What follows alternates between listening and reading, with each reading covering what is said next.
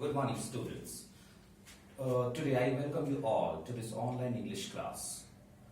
I am present over here in this English class to teach you tense. But before studying tense, I would like to ask you some questions. What is tense? And what are the things, what are the prerequisite knowledge which is required to study tense? Let me tell you, students. Tense, I'll be defining you what is tense, but before that I'd like to tell you one thing. Before studying tense, we must have the knowledge of main verb first. Okay, so let me tell you one thing. What I told you that first, for getting detailed knowledge about tense, it is very much required that we should have knowledge about verbs and its forms. So verbs, and I told you verbs and its forms, so that we can study tense in proper way and we cannot face problem. So verbs and its forms, it is very much necessary for us. Actually, all the main verbs in English, whichever main verbs exist in English, they all exist in 5 basic forms that must be quite known to us. We must be good at all those verb forms, because it is required for studying tense, because it is needed for completion of the structures of tense, different types of tenses. So verb and its forms, they are V1, V2, V1, V2, V3, V4 and V5. These are the 5 basic forms of 5 forms of verb. All the verbs which would exist in English, the verbs are having their 5 forms. We need to remember all those forms. We need to have the knowledge of all those forms first.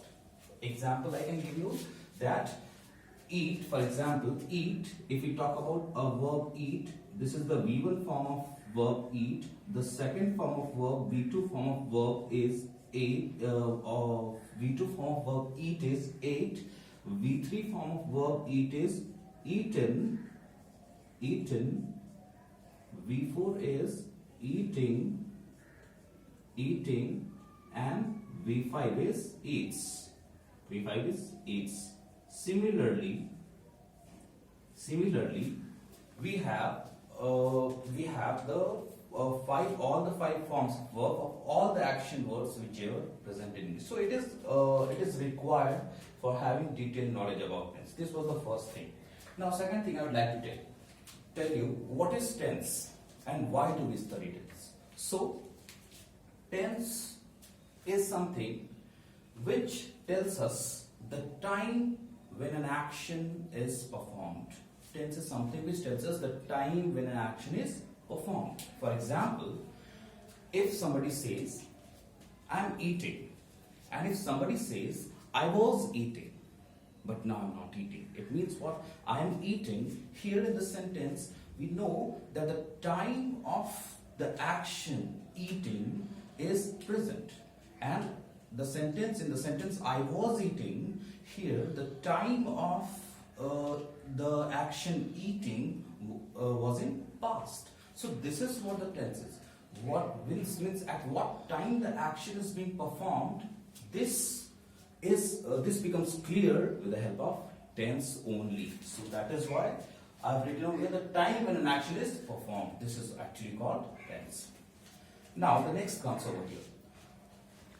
Means how many kinds of tenses are there and what are the different uses of tense. So let us have a knowledge about how many kinds of tense. At first we'll have the intro of all those structures, all those types of tenses, and then we'll have the detailed knowledge about the structures of tenses. Let me tell you over here that tenses, actually, as we all know, that as I discussed over here, time when an action is performed. So time basically we divide time into 3 different types, that is past, present or future. Any action is performed in all these 3 time only: past, present and future.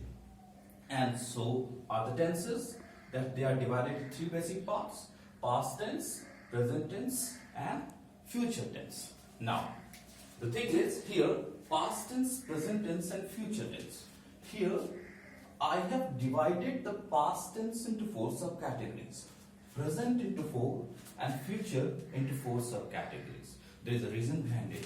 As I told you, that the time when an action is performed, the action can be performed in 3 different times, in past, in present, or in future. But all those 3 times are subcategorized on the basis of the nature of the action. As I told you, if somebody says, I was eating, here the action eat is taking place in past. It is quite means what? It is quite clear that the action is taking place in past. But I was eating, here the nature of the action is continuous. So definitely past in the time also in a particular time also there is a nature of the action, and on the basis of the nature of the action we divide time into 4 subcategories. As the past in the I was eating sentence, it was in past, but the nature was continuous, so that became past continuous. In the same way, if somebody says, I ate an apple yesterday. I ate an apple yesterday. Here, the nature, we can say the tense is in past and the nature of the action is finished, completed. So here, in past tense, we saw 2 different types of nature of the action. So definitely on that basis, we divide the tenses, the 3 tenses into all the 3 tenses into 4 subcategories. They are indefinite, continuous, perfect, and perfect continuous. And this happens with each type of tenses.